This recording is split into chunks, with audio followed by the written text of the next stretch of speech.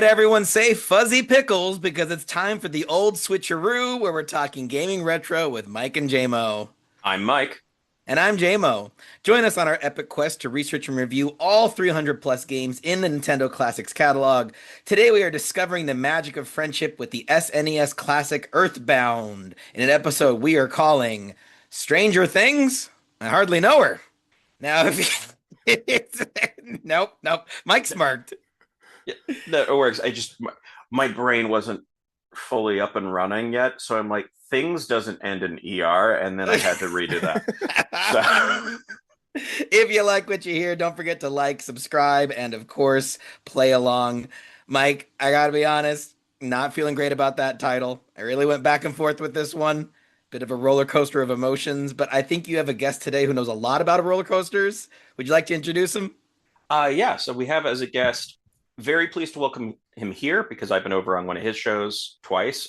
Taylor Bartle, who does the Wild Mouse podcast, which everybody listening hopefully pays enough attention to our stuff to have checked out my episodes at least on there.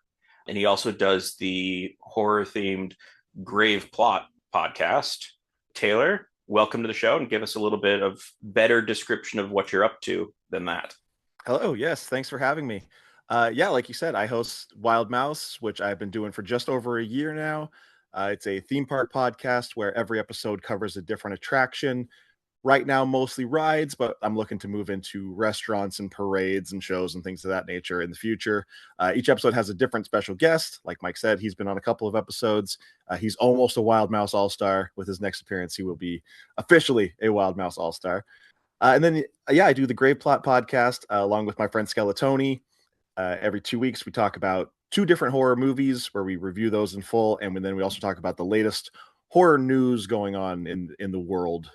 And it's a lot of fun. It's a lot of dick and fart jokes, which of course everyone expects in their horror movie podcasts. So I'm obsessed. I've listened to every episode with Mike and our friend of the show, Derek, on there. I'm working my way through every episode of every ride I've been on.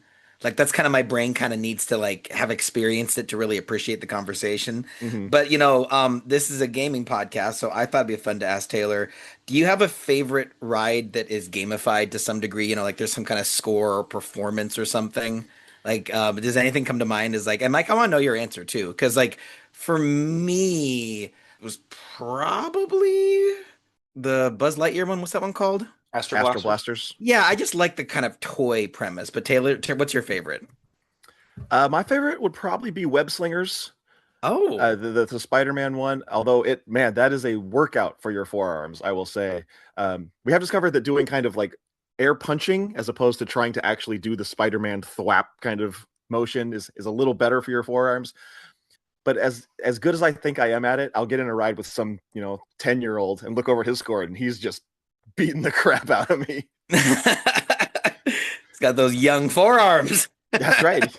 I have not been on that one, but Mike, is that one cool? It's California Adventure one, right? Yeah, it's kind of in that same realm. I don't know, or I guess it's more.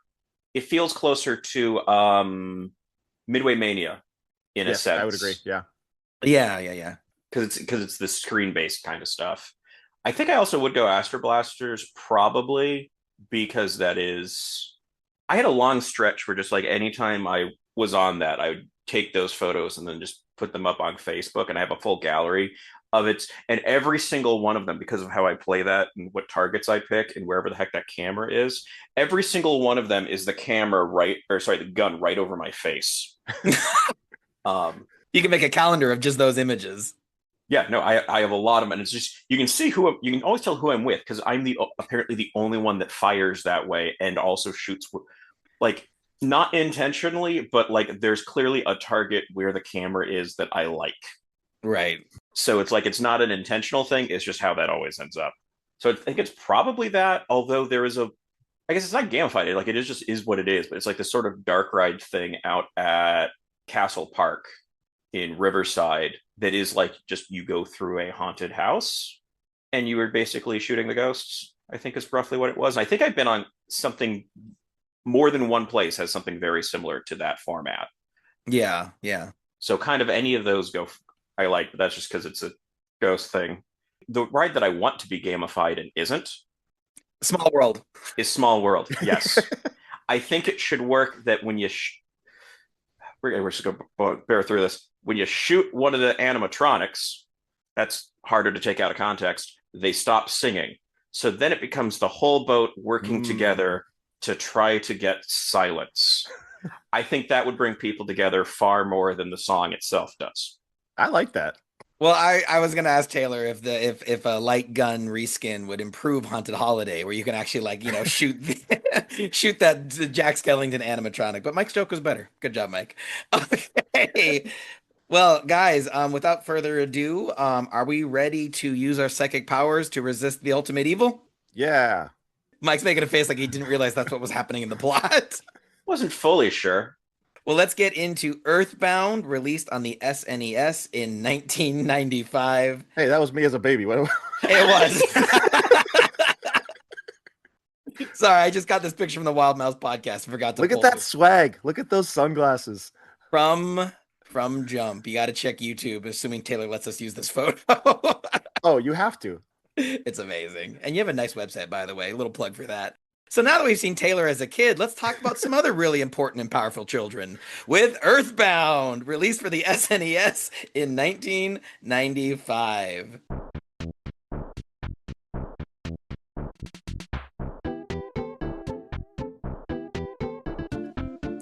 As described on Nintendo Classics, bizarre aliens roam the Earth. Can 4 average kids save the world from certain destruction?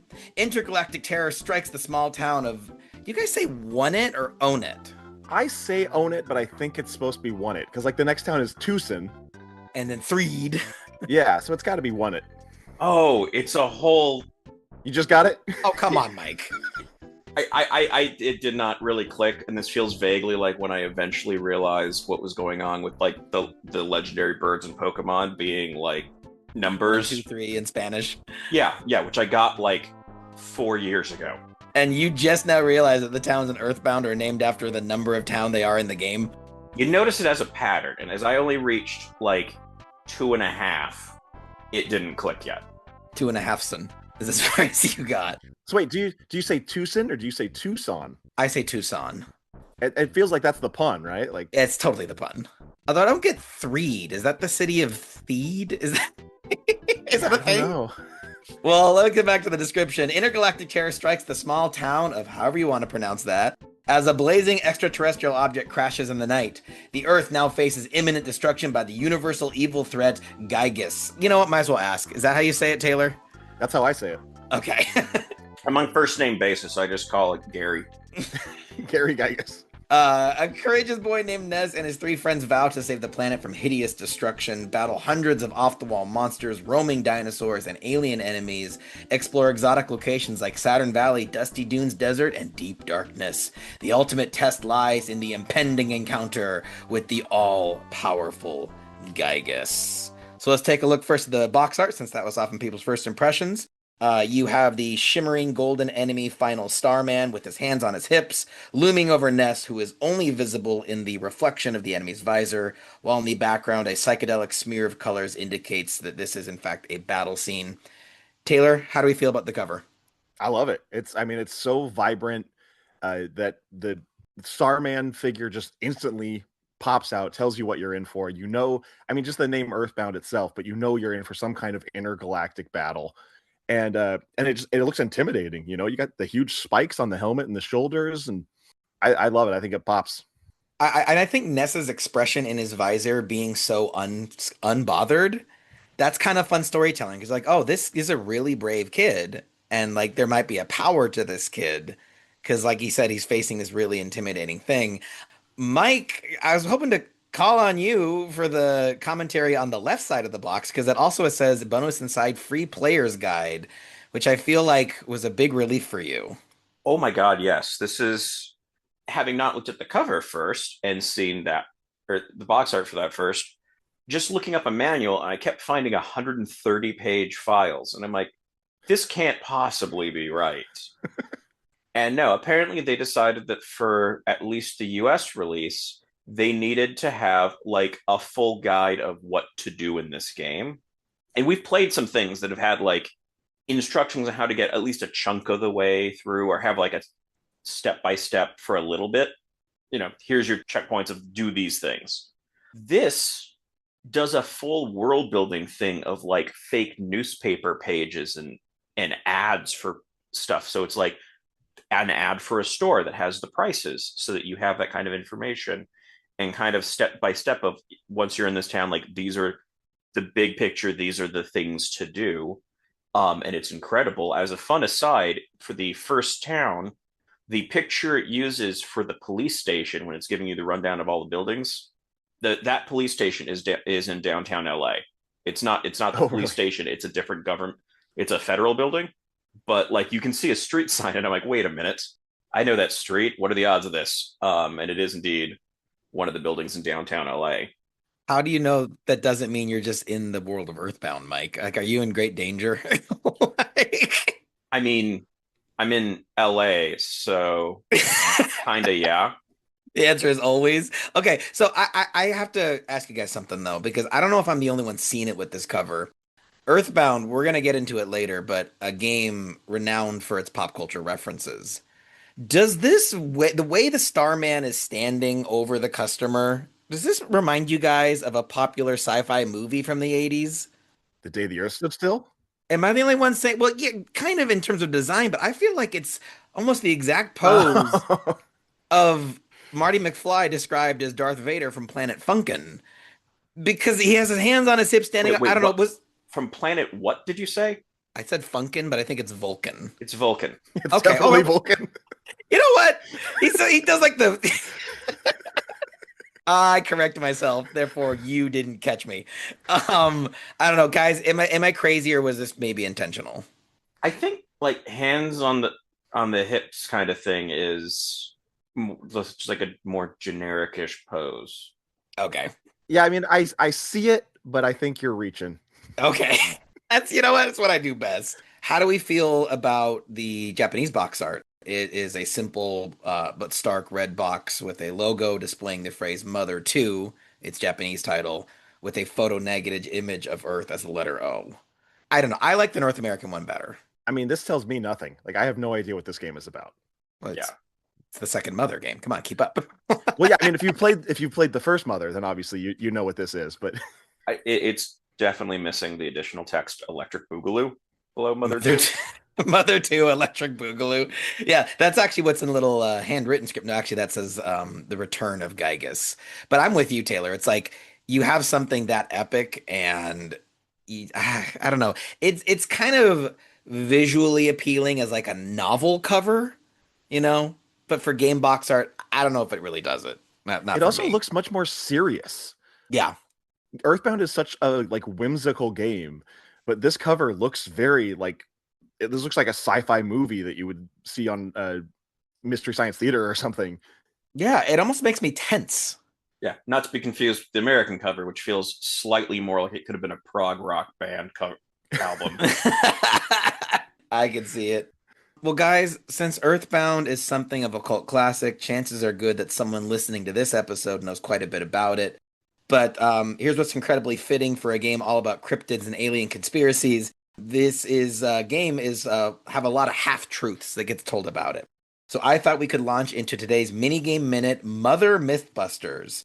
In this game, I'm going to read you guys a rumor about the SNES title, and you simply need to tell me if it's true or false, and see if you can separate fact from fiction. So Taylor, as our guest, you ostensibly know more about Earthbound. So actually, can we get to your history with the game first, Mike? Can we do that right now? Yeah. That feels Mike, Taylor, what's your history with the game before we get into the trivia? So I remember playing this when I was younger, and I never really I'm not the kind of gamer who beats games. I'm not somebody who puts like 400 hours into the same game until I finally beat it. I'm the kind of person who gets to a point where I can't beat it after 3 or 4 times, and I go, can I swear on here? We try not to. Okay. Think of it like a seasoning. I'm just like, well, I'm done with that. And I would just move on to the next thing. So I've never played Earthbound all the way through, but somehow when I got older, I got a copy of it in my 20s. And I just remember my roommate being like, that's worth a lot of money. And so I was like, oh yeah? And so I sold it. And he was not very happy with me because he wanted to play it. And I probably needed to do something stupid like pay rent or something. But then somehow or another, I got it again. And I started playing it. And I just remembered how much fun I had playing it as a little kid. I still haven't beaten it, but Yeah, that was gonna be my question is, did you ever make it all the way through? But so you were playing it on like SNES, like actual hardware. yeah, the original old school SNES. Yeah. Yeah, that's dope because like I came across this game for the first time. Well, actually, Mike, what's your first encounter with it? Because it might be mine as well. My only real awareness of this franchise before a couple weeks ago, really, was that Ness was like the one Smash Brothers character that I had no idea where he came from. I had that same moment too. Yeah, you're like, oh, Luigi, Jigglypuff. Who? I think that might have been what kind of got me back into it, was playing Smash Brothers and being like, "Oh, Ness, yeah, from Earthbound. I should track that down." And it's not worth as much money as it was back when I was in my 20s. So it was easier to procure now.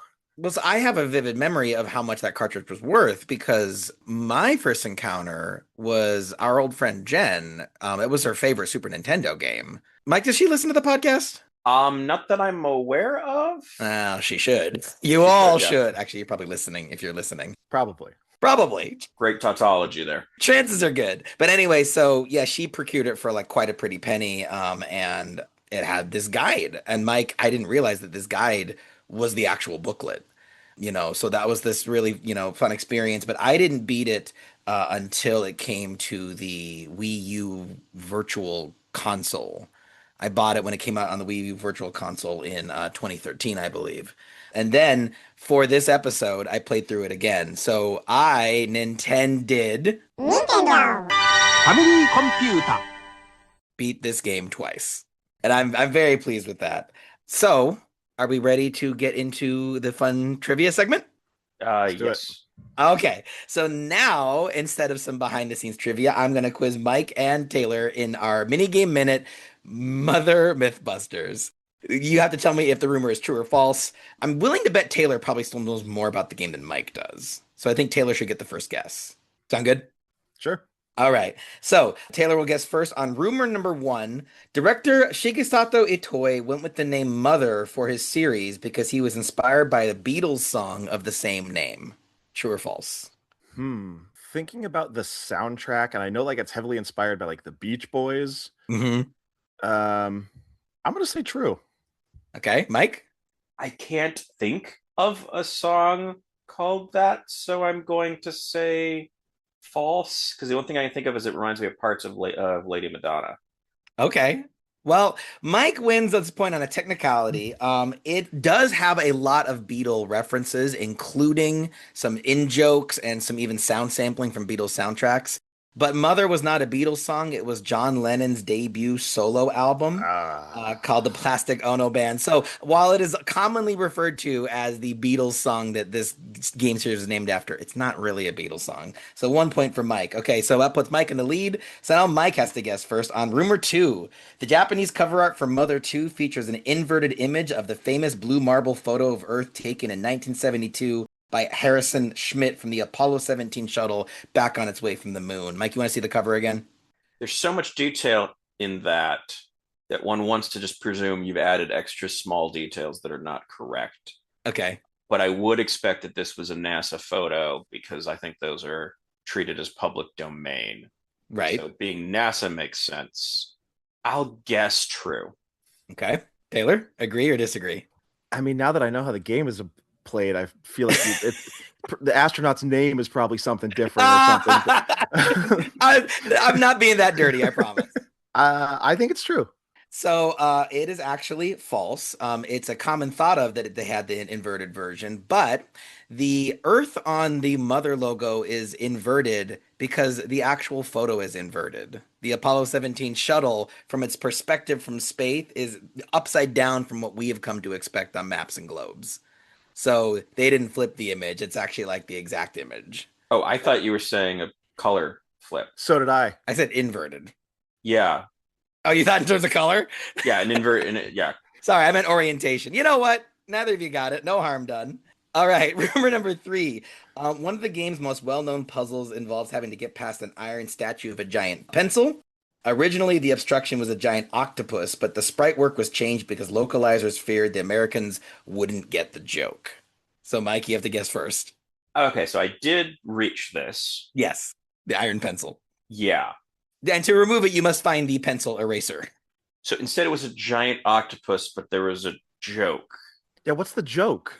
They were afraid that Americans wouldn't get the joke. I think they're right because I don't know what the joke is. Yeah, if it was a squid, I'd see where we're going. But then again, I'm American and would get that because then you're talking about like ink removal. I'm gonna say false. Okay, Taylor. I agree. I think just the quirkiness of this game, a pencil just kind of makes sense. So Yeah. I'm gonna say false as well. So it's actually true. So in Japan, the character would have to find the octopus eraser. And it was originally an octopus for two reasons. One, Japan has an idiom that when someone can't think their way around a problem, it's like they're stuck in an octopus trap. So it's literally an octopus trap. That suddenly made a lot of Echo the Dolphin make sense. Yeah, exactly. But so the character to get you around this obstacle creates the Taco Keshi or the Octopus Eraser, and Octopus Erasers were collectible capsule machine toys back in the day. So you had to get an Octopus Eraser to erase the octopus. I don't know. I agree with you, Taylor, though. It's such a wacky game. Is it wacky enough for this one? Rumor number five, the game's original Japanese release featured full frontal nudity that was covered up with new sprites in the North American release. This me? Sure. This is true. Mike? This feels exactly like the kind of stuff that would happen as a difference between here and Japan. So I'm gonna go true.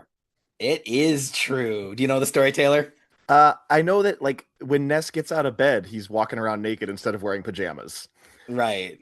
And I guess so in Japan, dream states are often imagined as someone being naked, which I didn't know until researching this.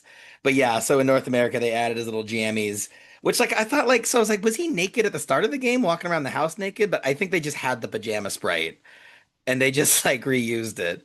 Got a couple more here. Earthbound was considered a commercial flop, partly due to a failed ad campaign with the slogan, "This game stinks." Mike, go with you first. I'm gonna go false for no proper reason other Just than feeling it. just yeah. Okay. Taylor? I mean, nothing about the game really centers on odor, so I'm gonna say false as well. So this one's really weird. It's true. The was a reference in magazine ads to the crude humor of the game, but also, Mike, did you go all the way to the back of the strategy guide? I did not.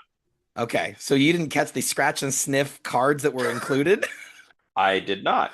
This is really wild. So they all smelled pretty horrible. Ness smelled like sweat. The mushroom smelled like kind of wet earth. The only one that smelled good was the banana, and then the mystery scent was pizza. But so they had a whole ad campaign about, oh, this game stinks, and if you read the fine print, they'll send you scratch and sniff cards. But I don't know. It's like the game was not a hit, so it didn't really seem to work. Okay, just a couple more here. Tied game now. So Earthbound contains an infamous anti-piracy line of code that causes the game to freeze and delete all the save files at the halfway point of the final boss. I know there is like an anti-piracy message at the beginning, so I'm gonna say true. Mike? I feel like I'm gonna say false because putting that at the final boss just feels like too many people will just get much of the way through. Like I feel like you need that earlier if you're gonna do that to wreck enough people who aren't gonna fully beat it. So, Mike, I'm with you, but it's true. It's like during the infamous final battle with Gygus, there is a code that will freeze the battle, take you back to the beginning, and delete all your save files. But you're right, though. At that point, you've gotten to the final boss. So, are you really going to pay the price of a cartridge in the 90s just to play it again? But yeah, I think because it interrupts such a climactic moment, it's kind of gained a lot of infamy. And speaking of infamy, last one here. The nightmarish final boss encounter is inspired by abortion imagery. True or false? So Taylor, you're in the lead. That seems aggressively rough. It is. It is. I'm gonna say false. Okay, Mike. I feel like it can't.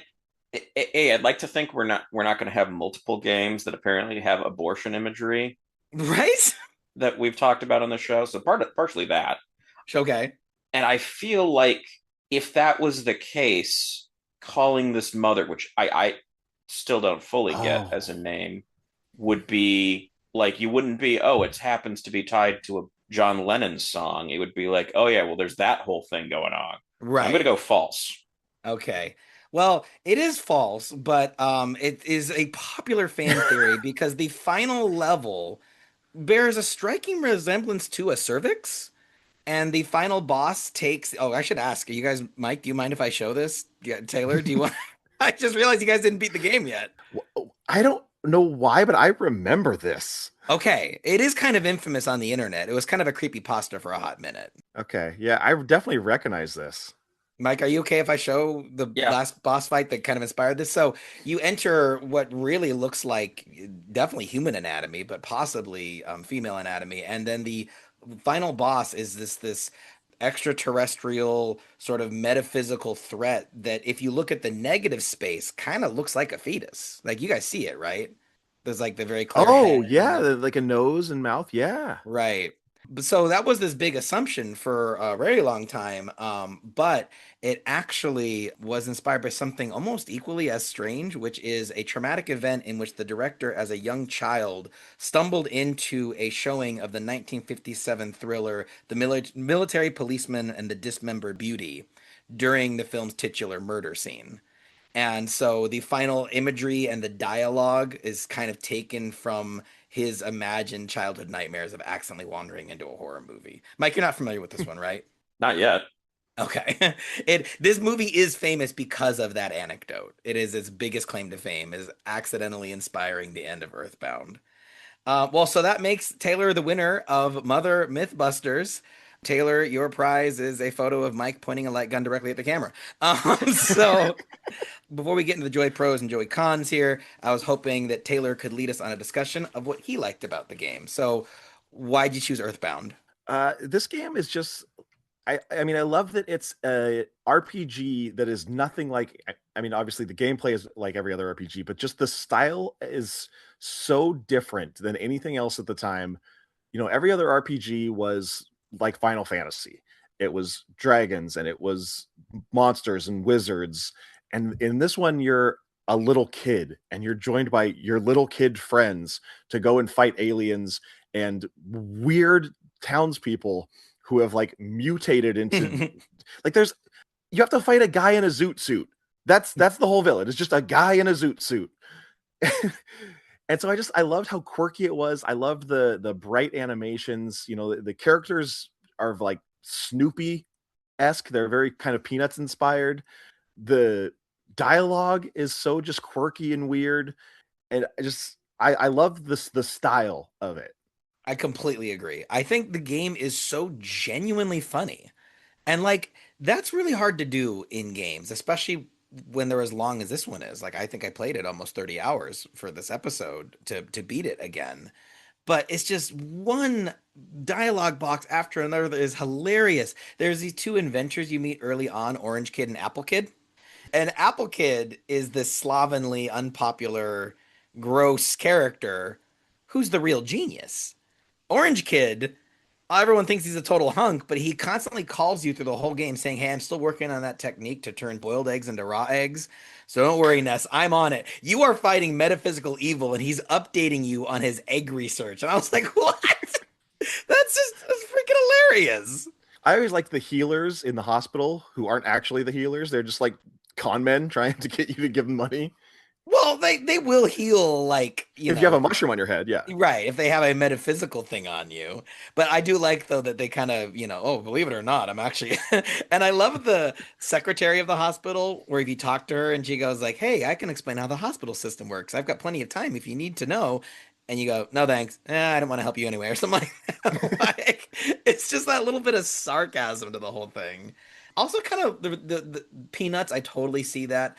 I've always kind of thought like 2D Muppets almost. Mike, did you catch all the claymation models in the guide? Yeah. The guide has so much work that went into that that really was impressive. Yeah, and the guide is funny. Like there's jokes in there too, but they made like a clay model of every single enemy. And like there's footage of like, like cameras panning over all of them. It's like it's so neat and so unique. I love how it kind of pokes fun at RPG tropes. Hmm. Like I walk up to this guy at the restaurant and he says like, "Hey, it's kind of rude to just talk to a stranger at a restaurant. It's like breaking into someone's room and looking through their valuables." And it's like, "Oh, I've done that in every RPG ever." So Taylor, did you said that this game was more lighthearted than like Final Fantasy. Did you play more serious RPGs like that? I did play like the first couple Final Fantasies. I didn't really get into a lot of RPGs. It was mostly just kind of Final Fantasy and then this. Yeah. Mike, did it make you laugh though? I'm trying to think. I don't feel like I had. I can't recall stuff that I would say made me laugh, but it was definitely keeping me interested. Okay. It was entertaining, even if it wasn't laugh Yeah. out loud funny to you. Wait, so for context, how far have you each gotten through the game? Oh, I don't remember how far I've ultimately gotten. Like the most recent time I played it, I got to like the underground caves. Hmm. Yeah, that's well, that happens a couple of times actually. Mike, you said you got to like 2.5, son. Yeah. So what just Yes. happened in the story? I am in the cult town. Oh, the happiest. Yeah. Yeah. The whole blue Jonestown there. Have you found the actual like cult headquarters yet? I mean, I don't know. Okay. I know that there's a building I went into, and I think there's just a whole bunch of blue people, and I left immediately because that seemed like a bad time. That's the headquarters. So yes, that's why I was like, that could be the headquarters, but when you're like the actual headquarters, I'm like, I mean, I don't know. So Well, you saw like 100 happyists. yeah, but Yeah. I don't know if there's some other weird thing going on there. That's a really cool moment because part of what I like about this game is how creative it is with kind of mixing up traditional RPG gameplay. And like one thing that the Super Nintendo is kind of known for is not being able to render that many different moving individual sprites on the screen at one time without severe slowdown. In fact, even at parts in this game, if you're walking through town and there's like too many villagers who happen to be in the same spot, you'll notice the game chug a little bit before it kind of picks up again. But so to walk in and see, it's not even an exaggeration. It's like 100 different enemy characters, but they actually turn out like they're more like walls. You have to navigate through the crowd and you have to talk to them to ask them to move out of the way so that you can make a path through them. But I like it. I agree though. It is kind of a cool moment because you're like, whoa, like I've been fighting these things and that's 100 of them. Yeah, and I think it's important to note because it plays into one of the things that this game does that I can't think of another game that I've played that did this because you have the walk around, encounter enemy, they fight you thing. Yes. But this throws in the walk around, encounter an enemy, and if there's other enemies close enough, they will run over and jump in the fight. Yeah. So it's not like, oh, I can pick these off one by one. So that's partially why that works so well. It's not just, oh no, I'm gonna have to deal with one of them. It's like I do not know how many of these suckers can fit into a single battle, and I don't want to find out. I like that. I like the way that the enemy encounters is all done via the overworld map because you can sneak up behind them to get Mhm. an extra turn in combat. Or Taylor, is there anything more disheartening than the brrr of the red The dot? red circle, yeah. Oh, that red circle is just so disheartening. Because what's it mean? It means that they snuck up on you and they get first attack and they're probably going to kill you. Yeah, it's so stressful. But the flip side, though, is this game does the merciful, wonderful, why doesn't every RPG do this? Where if it enemy is underpowered, they'll run away from you. Like they will avoid you instead of trying to fight you. And that's a good feeling when you start realizing they're running and you're just chasing them down because you want the extra little bit of XP, and you can tell they're scared. And right? It's a very cool, empowering experience that most RPGs kind of miss out on because like and everyone's like, "Oh, the rat is challenging you again." And it's like, I'm almost a god level character at this point. And then my favorite part is that if the game knows you're going to kill it in the first hit, it'll just flash green and give you the experience points. Hmm. And it's like, thank you. You actually respected my time. And you're a retro RPG. That's freaking wild. Have you ever gotten too cocky and been chasing like, a snake or something and they're running away and then another villain comes up behind you and then the snake jumps in? The Starmen in the towards the end of the game, they're the only enemy that doesn't move. They teleport. And so it is incredibly stressful to have them teleport right behind you and just get the red dot. Mm. Or, also you'll be like kind of walking and right in your face, but they're facing away from you. So like you get the extra turn or you get the instant kill. So do we like the battle system, Taylor? I feel like it's pretty cool. Yeah, I mean, it's uh you start out with the cracked bat and it's basically worthless. But I do like that, like, just the dumbest things are armor. It's like, you got a new hat, so that's armor. Yeah.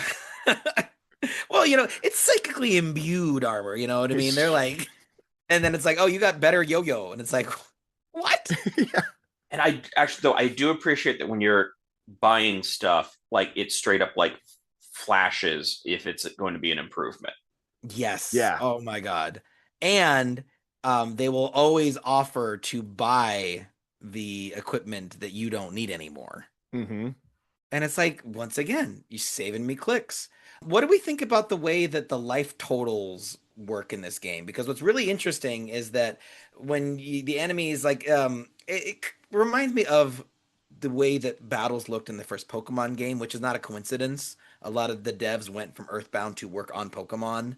So that's kind of why it feels that way. But your life totals, when you take damage, it actually has this rolling kind of odometer look to it, and your life needs to roll down to zero, which means that if you act fast enough, you can heal the character who just took mortal damage, and instead of the odometer continue to roll down, now it'll roll back up. So if you click fast enough, like, it kind of adds a little extra gameplay. Did we like this? I like it. Yeah. I had zero ability to notice this. Like I knew it was supposed to do that, and I at no point ever saw a window in which I could have done something. Interestingly, if you put the text speed to slow, it also slows the speed of the health dropping. So putting Mm. text speed onto slow is almost playing this game on easy mode, because you can have a full turn or two turns before that number finally gets to zero. So that might be something that might help out, Mike. So, Mike, did you have trouble with the battles? I wouldn't say not necessarily, but I also play these relatively cautiously. I still died a chunk and then realized the importance of not carrying any money. Do you lose all of it? I forget. You lose half, Okay. But then you just go call your dad and he gives you more. which is fascinating. Yeah, do you guys know what that's based on? Kids needing money. Life? Being in college? It's instead of enemies dropping gold when you kill them, the gold goes to your father, who will deposit all of it for you on the next phone call. So the more enemies you defeat between phone calls with dad, the bigger the pot he will give you. Oh, okay. But it doesn't really communicate that. I was just like, well, No, it does not.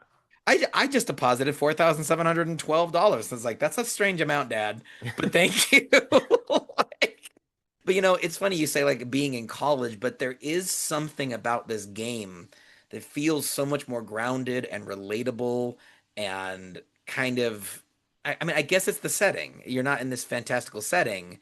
You go to the drugstore to get your healing items. Mm-hmm. You get all these different freaking food items. 48 different food items. Mike, did you find that page in the strategy guide? I didn't get to that page to see all of that. The part that I did find fascinating, and I didn't mess around with this at all, but I The saw how condiments. to do the condiments, where it mentions that does something, and I found a place where the place where you can buy that stuff from the market. And I'm like, I don't know what the heck any of this does, and I don't think it's critical to me at this point. Yeah. Because it's not like you can combine it and like make, potions or a stronger sandwich or something. Like, I mean, I thought that's what you can do with it, isn't it? Yeah, it makes the food items heal more oh, it does. Okay. at the cost of an extra item slot. So, like, a boiga with ketchup heals more than twice the amount of two boigas, but it's still like a lot of hassle to figure all that out and to buy the right sauce for your foods when you could just use Psy Heal or Psy Life Up and heal yourself with like two button clicks. I don't know, Mike. Are you with me? Also, just because this doesn't have like I did start to run up against inventory space real fast. Yes, absolutely. And part of that is like because like items don't stack. Right. And so like if you could just have I have a stack of whatever food thing and a stack of the condiment and it's taken up two spots and you've got like 10 of each. That's a very different scenario than each one's taking up one space. So that pairing is taking up two spaces. Yeah. Neat idea. I don't know if the time they spent on it was time well spent, I think it's interesting. Did we have a favorite pop culture reference? I mean, I don't know if you guys picked up on them, but at one point you have to cross the sea in a yellow submarine, which is super fun. Brick Road. Brick Road is this great character. He's a living dungeon. It's the only game I can think of where the dungeon joins your party at one point and he walks behind you and he one shots every enemy he runs into because he's a freaking dungeon. It's a whole fortress just following you as if it's like Pikachu. But it's just so freaking wacky. Mike, you got to the arcade, right? If you got to the cult meeting, you did the arcade quest. Yeah, at Quest. Well, it's a battle. You go in there. Yeah. Okay. Yeah. Yeah, to fight the sharks or the punks or the gutter punks, or whatever they're called. The ones who are terrorizing the arcade in the town. Did you pay attention to the sound the arcade machines were making, Mike? Not enough. Something seemed familiarish, but I didn't Familiar and disentangle. haunting? Xevious in there? Xevious is one of the games in the Earthbound arcade. If you go back in, you can clearly hear it, and they just sampled it. Like it's not even it's Xevious. Yeah, I mean, you only have to sample the first 4 notes, and you have the whole thing. We recently started ranking all of our games, Taylor, and Xevious is our bottom game, and there it is in Earthbound. So Taylor, you already touched upon kind of the sense of humor, the sort of relatability. Was there anything else you really liked about it? I like a lot of the kind of real world elements of it. Like as fantastical as it is, it's still just you have to call your dad to save, and you have to go to an ATM to get money. And you have to go, like you said, you go to the drugstore to buy a new weapon. It's not like this mystical land where people are forging weapons for you. You just go to a drugstore and buy a bat. Yeah. And you go out and you hit the aliens with it. Yeah, and then they turn back to normal. That's the other thing that always cracks me up is you don't kill anybody. They always just turn back to normal. Well, some of the ghosts melt into thin air. If you still didn't kill him. Oh, you know what? You're right. How do you You can't kill what's already dead. Wait, that's the others. Wait, is it the others? I've never seen the others. I mean, if anything, if they're disappearing as ghosts, you may have in fact caused them to be reincarnated elsewhere. Yeah, you're right. Because in the way, aren't we the other world? We're the overworld. I don't even know what we're even saying anymore. So I have to give a shout out to some of my favorite moments from this game. There are just some real cool game design creativity. One of the coolest areas is the Lost Underworld, where you travel to a realm filled with dinosaurs.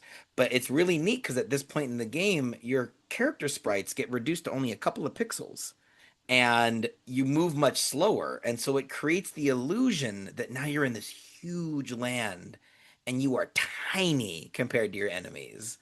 And it's just pure visual storytelling. But it's such a fun moment when you realize, like, oh, that's clever. It's one of the things I've really appreciated about playing these old games. Taylor, I'm sure you'll see this, like Haunted Mansion, right? How like old tech is still impressive with how clever it can be. Mm-hmm. Yeah, I mean the Pepper's Ghost effect is still used. Like they'll build a new ride and they'll still use that old school Pepper's Ghost effect. Right. And it's because it looks perfect and it's such a clever use of the tech that they had at the time. And so that's Earthbound to me, is that like, throwing in little things like that that they didn't need to do. I played plenty of games where you go back in time and see dinosaurs, but this one actually achieved a sense of scale by just sizing down your pixels. Like how freaking cool is that, right? It's so funny that you can still tell who each character is. Yeah, there's Ness, there's Paula. What is that? Pooh in the back. Oh, yep. And Jeff. Yep, that's all four of them. And so I have to show you guys something because we talked about the pop culture references, right? Mike? Did you notice that some of the NPCs look like celebrities? I mean, are you gonna try and go with the Mr. T thing here? Taylor, That's definitely Mr. T. It's definitely Mr. T. But this one freaks me out. Does this old man remind you guys of anybody? Does he look like any modern day celebrity to you? Mel Brooks. That's Ted Danson, right? That's got to be Ted Danson. But this is a time travel story. So is Ted Danson a time traveler and he traveled back in time and that's what he looks like? 1990? No, just me. Okay. I'd watch that show though. Right? We'd all watch that show. A lot of people are saying Earthbound needs to get like a movie or a cartoon show or like a mini series. Taylor, you'd watch that, right? I'd watch the hell out of that. Yeah. Yeah. So do you guys have a favorite character? I mean, Mike, you only really encountered you and Paula, right? No, just me. Oh, What? You never even got the second party member? No, it takes. This is kind of later. It takes a while. Huh. Okay. Well, so Taylor, any favorite characters? Because Mike's is Ness by default, I guess. I mean, mine's gotta just be Ness, I think. Like he's the leader, he's rocking a cool hat. Um, like Paul is fine. Jeff's kind of a nerd. Hey, Jeff has the really cool ability to spy on enemies. You can give up a turn in battle to learn what their weakness is. And it's great if you rewind like I do, because like, oh, thank you. Rewind and use that spell. Actually, I'm actually. I kind of now that I think about it. I do appreciate the dog just totally being like, "Nope, I'm done." Yes. Which I will mention. So when I was playing this, since our past guest Riri had started watching right as I was getting to the point of like naming some things, Yeah. and did request for the dog to be named after her. Not Rudo. She said name the dog Riri. Yes, Okay. to which her husband took some question to like, hey, wait a minute, that's my wife. It's like, man, I'm just following requests from the chat here.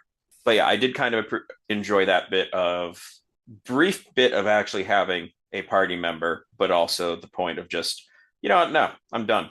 And that is also relatable. I was gonna ask, do you guys name your characters or you just go with the default names? I wanted to be able to know the default names because that's how the fans would refer to them as, Mm-hmm. right? So like one of my absolute favorite moment in this game occurs at about the halfway point when your final party member Pooh arrives, and Pooh's really interesting. He is the sort of kung fu master who can't he can only equip 3 items in the whole game. Otherwise, he's just fighting barefisted, barefooted, whatever, but he's royalty, and so he will only wear royal equipment, and it's super powerful, but really, really hard to find. But he meditates to gain ultimate power, and for a moment, you are away from Ness. That happens a couple of times. There's a mission you play just as Jeff. There's a mission you play just as Pooh, and Pooh is meditating on top of this mountain, and the entire battle is the enemy saying how it's going to hurt you, and you can either consent to be hurt or you can resist it and then the sequence ends. So you have to surrender. It says, I'm going to break your arms, then I'm going to break your legs, then I'm going to break your neck. Now I'm going to gouge out your eyes. And at that point, like, the screen goes black. And it says, now I'm going to, like, break your ears. And then the screen goes quiet. And so you are experiencing bit by bit what he's actually feeling. It's great storytelling. And, I really encourage you guys to keep playing it because there's so many moments like that later in the game where they use like sound and dramatism and just concepts to kind of chill you to the bone. So that was a long-winded way of saying I let this time them just be who they were. So Ness, Paula, Jeff, and Pooh. But I did say that my favorite food was Takis, which made for some fun interactions. So wait, what did you guys say your favorite food was? I think I usually do tacos. Tacos, nice. Pasta on that. And then I think the only other thing that I actually put something in on, or because they actually have a list of like 10 possible names for each of them. Yeah, like defaults. Yeah, and so I went with Kato was an option. For But Pooh? yeah, I was That's like I'm like that's a much better option. I get what they're doing there. I get it. I thought it was weird to have a Kato Killen reference in this game, but it was the 90s. If you guys keep playing, it will one day ask you in one of the later villages that asks you, "Hey, but you got a phone call," and it says, "Hey, what's your name? You, the player, the kid holding the controller. What's your name?" Right? And it shows up in a really cool way in the final battle. So, and it's just, and again, that's just that meta storytelling that I think makes this game so really special, especially in the later levels. Well, anything else we liked about it before you let Mike complain? Because he seems to have a Joy-Con to Joy-Con to pick with this game. Can we go back to the pile of puke slide? You confront a big pile of puke. Like I love that it's just a big pile of puke. It's not like Barfazor or something. It's literally just a giant pile of puke with a mouth. Yeah. It just nails that 90s Ren and Stimpy Nickelodeon kind of humor. Yes. Extremely nostalgic for that. And you confront the big pile of puke, like any cat owner knows what that feels like in the morning. If you just walk out and you just like, I don't know, Taylor, if you have any cats, but this was my boss encounter IRL this morning. My freaking cat. Oh my gosh. Yeah. And it's just, and the enemy design's so fun. They get so wacky and weird. At one point you're fighting like abstract art that just comes off the walls. Hieroglyphics are enemies, and it's just like, from the environment, you see the little lines come towards you, and it's just every bit of this game is just oozes creativity, to use the puke terminology. All right, so Mike, I don't think you're as high on this game as I am. What do you not like about it? Two things for me. One is I think, especially within the context of the game, I don't think the abilities are particularly clear as to what they do. Okay. You mean like the wording of them? Yeah, because there's just like Greek letters in there, and and that is a little bit. It makes that more opaque than I feel like it needed to be. But I think my biggest thing, and this is not the only one that we've had this happen on, is I'm kind of the view that if you're going to do something that's party based like this, I kind of think it should be relatively quick in actually letting you have that party, or like at least this to go from one party member to two relatively quickly, even if it takes a while to get the rest. So like I liked when this started off really quickly, and you get you get the dog, and then you head out to the crash, and then you get basically the Great Gazoo for 5 minutes. Buzz Buzz. Yeah, I love Buzz Buzz.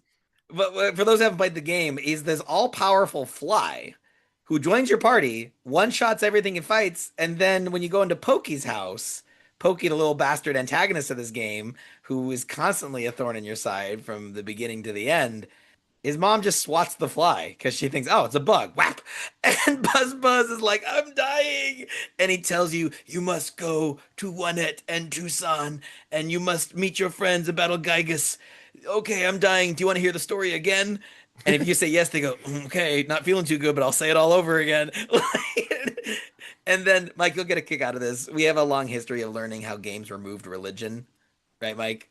So in the North American release, there were some crosses that were removed, but they accidentally missed one, which is Buzz Buzz's tombstone that you come across later in the game.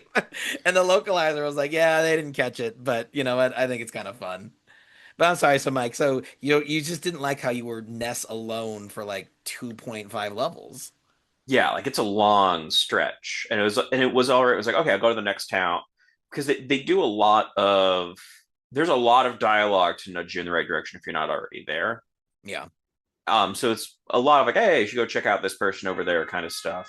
And so it's like, all right, I'm good with this. It's like, okay, I'll get to the next town. And it was more frustrating to get to the next town and be like, oh, I got to do a bunch of other stuff before I even get the second party member, which I think, yeah, like I think I've had dream encounters with, but not actually like gotten to the in physical location stuff, because there's some weird like you get contacted in your dream, go do this kind of stuff. Yeah. Well, and Paula does that mostly. She's the most powerful psychic of your party. She's the big spell user. And so yeah, she does reach out to you and she's giving you hints on what to do because she's captured and you like need to go rescue her. Yeah. So I'm trying to do that, but it's a little frustrating. So much of this feels because the battle mechanics feel, structured around parties, and like I don't have one. Yeah. I mean, but even you had the guide. That didn't help. I mean it doesn't change the mechanics part of this. Like it is helpful to at least know like this is what I need to be doing, but I'm still having to go through all the battles along the way. So Taylor, when you replay these, do you use a guide so you know what to do next, or is it like when you revisit an old game, like you said, you got this game and then like you got it again? What's your approach to gaming? Because like I try to get through the game and Mike kind of just tries to experience it as it's meant to be played. How do you revisit old games? So I try to just play through as much as possible. Ah, Uh, but a lot of times I have to go find like a walkthrough or something to explain to me how I'm supposed to beat a part. Like in this, there's a couple parts where like you try to go down a path and it's like, oh, you can't go that way. But what it means is you have to go do something else and then go that way again. yeah. And so like my brain doesn't think that way. I go that way. You tell me you can't go that way. I don't try again. Yeah, yeah, because like I already went that way, so I'll look somewhere else, and then so you kind Yeah, of get stuck a lot. Did anyone use the Lucy Van Pelt style hint booths in every town? That dude charges too much. No, Mike, you just pay it and rewind. You use it, Taylor? I have, yeah. Yeah. But I also like though that like, you get a town map at the beginning of the game and it works for almost every town for the whole game. And the librarian is nice enough to say like, "Oh no, keep the map till 2001." And I'm like, I don't know what to do with it 25 years late. I don't want to get those late fees.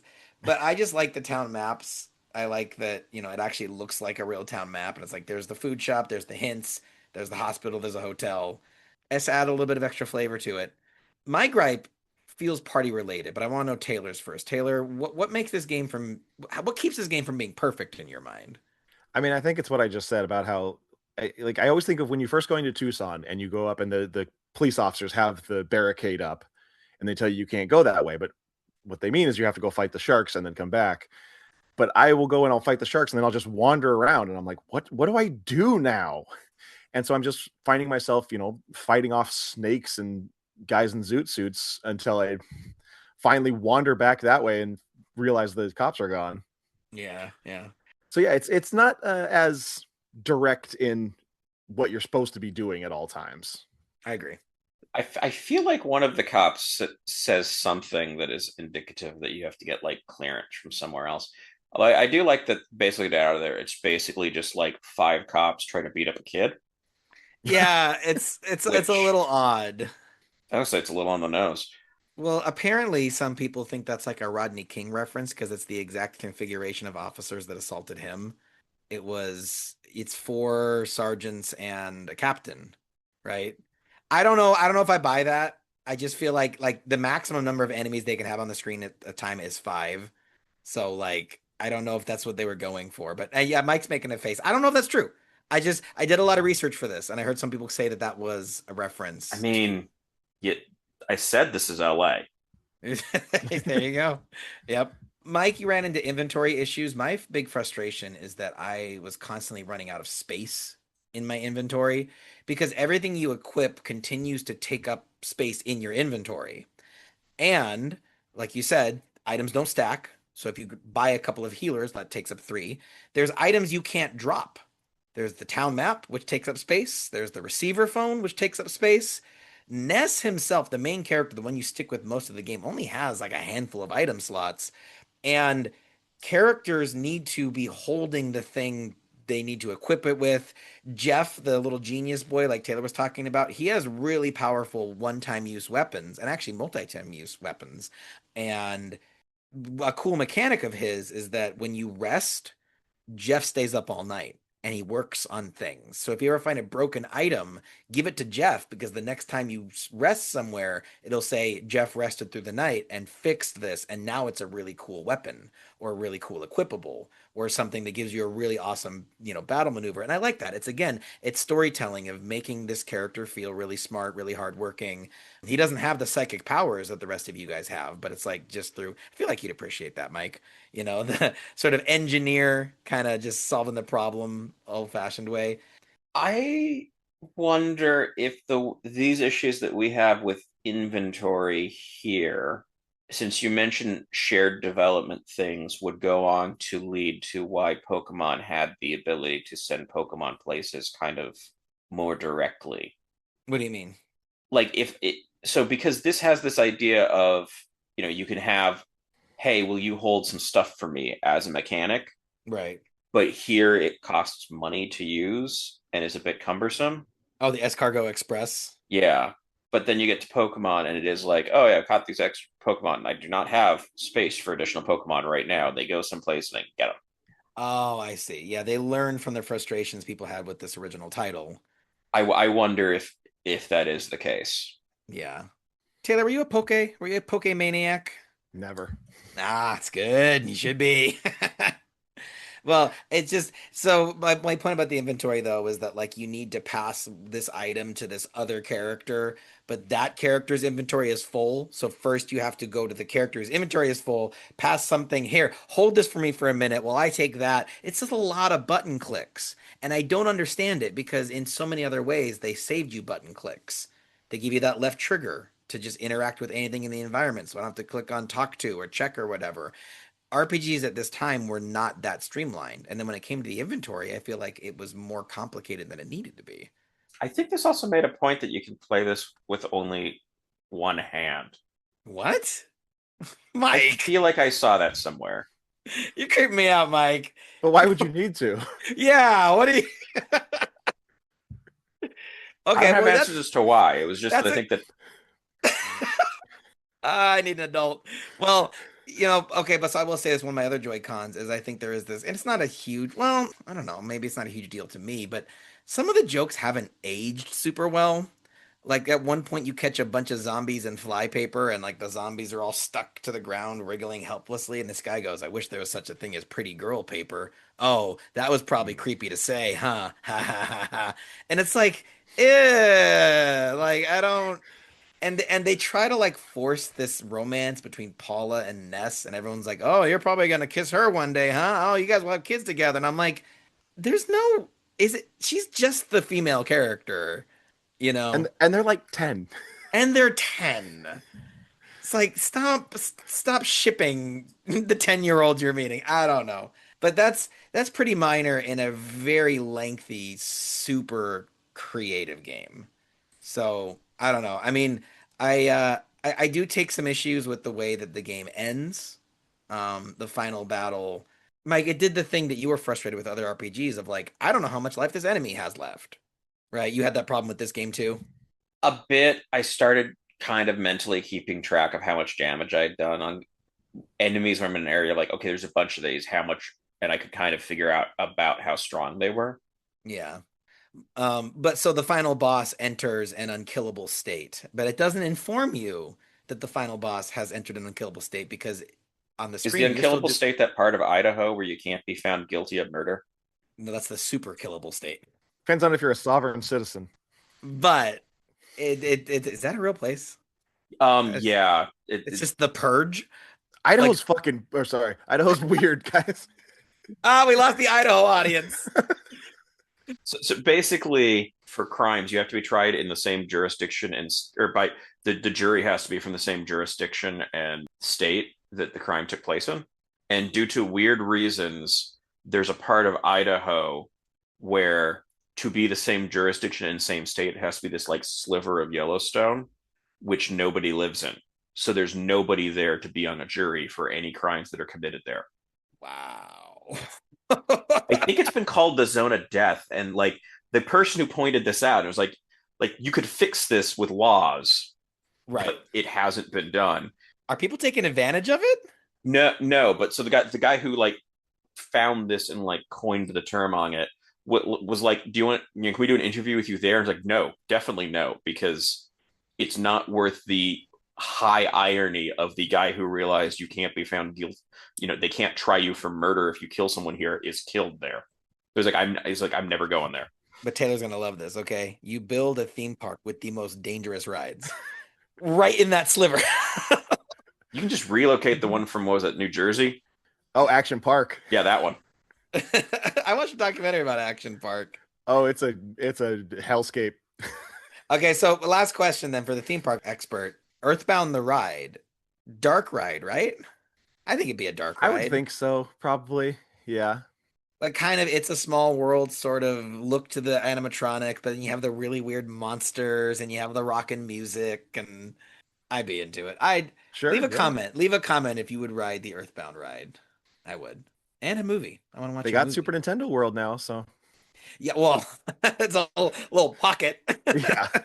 I don't think there's room for much else down there. But I did find it interesting they called it Super Nintendo World and not Super Mario World because it seems to invite the idea that like they could have characters dressed up as Samus walking around there. You know what I mean? I mean, I think it holds up more in Florida where they have more space and they've got the Donkey Kong ride. Donkey So. Kong, yeah. Oh, I seethe with jealousy. I think they're adding Pokemon stuff too. Shut the front door, Taylor. I think they're replacing the Simpsons Springfield area with Pokemon. At Hollywood or Florida? Possibly both. They are up on the license for Simpsons. Right, shortly. yeah. I mean that I like that ride. It's certainly not as good as Back to the Future used to be, but I do think that ride does more right than wrong. I think the real hit is I actually really dig that as a land, Yeah.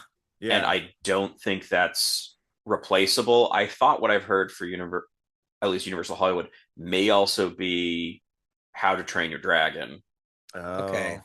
I could but see. Yeah, I could see that because Epic Universe has the whole How to Train Your Dragon land, and it's apparently crazy popular. So yeah, But I also, though, I feel like they would just retheme that same screen ride to How to Train Your Dragon. It's gonna yeah. be like, oh, you're oh, riding the probably. dragon. Yeah. Well, that's neither here nor there. Guys, any other bones to pick with Earthbound? Any other Joy Cons you wanted to get off your chest? I don't think so. I think I covered all my thoughts. Yeah, I think I got all mine that I can remember as well.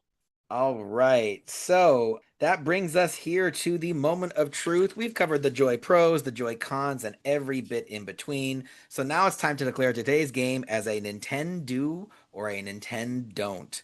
Taylor, it'd be weird to pick this game and then make it a NintenDON'T, but I don't know. Maybe it's your Congo's caper. Um, Nintendo. Definitely. Yeah, I mean, I said I've never beaten it, but I've started this game I don't know how many times. So it's always something I'm going to go back to. Yeah, Definitely Nintendo. I like it a lot. Mike, you were not as hot on it. How did you land? Like, especially with the instruction manual for this basically being like a giant guide. Yeah. I appreciate that with the game basically going like, here's what we think you need to do this, and giving that much. And there's some pacing issues that I have with this, and inventory issues that I have with this, but it is doing so much right that I think this is still definitely a Nintendo for me. Okay. Like I was hoping to have time to get back to get further in it, and just travel and stuff meant, and for work and stuff meant that I didn't. Mike, But it's a freaking Switch. You can't use that excuse. You're in the hotel. Bring your Switch. I do not have that much free time when I'm traveling for work. I didn't understand your work. Never mind. Sorry. Okay, but Taylor, you have to understand though, this guy never undocks his Switch. How do you play it, Taylor? Do you dock it or do you undock it? Most of the time I play it docked. But every once in a while, like if my girlfriend wants to watch something on the TV in the living room, I might undock it, take it into the bedroom, and play it that way. That's how you do it. That's how you do. That's the journey. That's the wonder of the Switch is that you can lay back to your significant other. And my wife is watching 90 Day Fiance, and I'm playing Earthbound and just kind of commenting on the show. That's the Switch's greatest feature. I don't find it enjoyable to play a handheld. Just form factor. Just Yeah, hmm, like I have a TV screen. yeah, it's right there in your hands. It's much closer. It's bigger. Well, I mean, I adored this game. It's truly unique. It's funny, it's creative, it's authentically weird, which goes a long way for me. I felt all these emotions. I gasped at points. I literally laughed out loud. And for a game made in Japan, it really seems to understand Western culture. I feel like there's a lot of kind of touchstones that feel very relatable to that kind of American human experience that this game, kind of has the finger on the pulse of us a little bit. I think it's easily the best RPG we played so far in this show. I think the fact that fantasy aesthetics don't usually appeal to me, it's like Elden Ring is kind of the exception.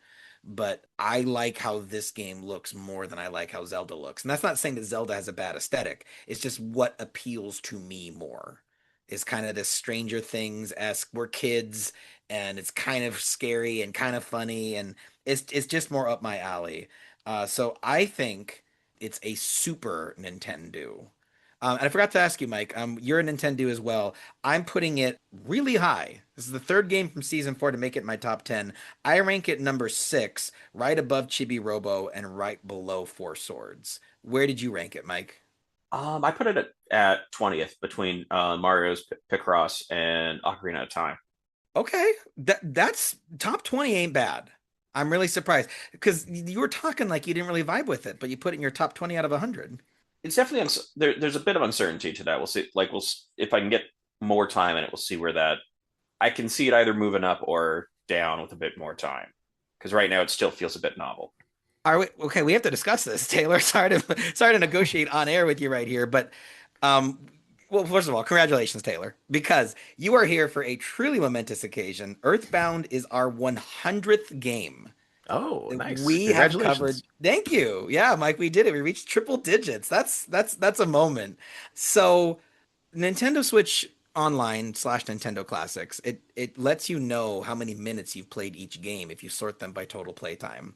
So I thought it'd be kind of fun, since I'm trying to beat all these games, to look up how much time I've spent playing games for this show. And I was wrong. It's not fun. It's deeply embarrassing. Okay. But Price is Right rules, guys. JMO tries to beat every game. We played 100 games. How many hours do you think I've played playing games for the old switcheroo? Price is Right rules. Taylor, you go first. Let's see, 100 games.